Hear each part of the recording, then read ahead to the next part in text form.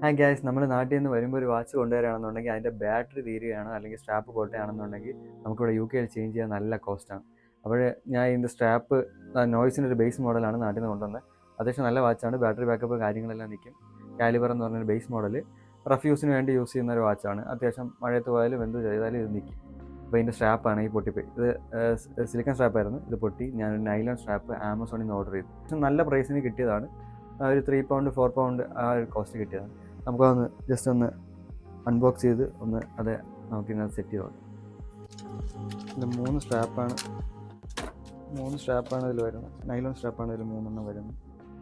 ഒരു ബ്ലാക്ക്, ഒരു silver colour, പിന്നെ ഒരു ഗ്രീൻ ആയിട്ടുള്ള കളറാണ്. അതിൻ്റെ കൂടെ തന്നെ പിന്നും കാര്യങ്ങളും ബാക്കിയെല്ലാം ഉണ്ട്. ഗൈസ്, സ്ട്രാപ്പ് ഇട്ട് കഴിയുമ്പോഴത്തേക്ക് ഇത് ഇങ്ങനെയാണ് ഇൻസ്റ്റലേഷൻ ചെയ്ത് കഴിഞ്ഞിട്ട്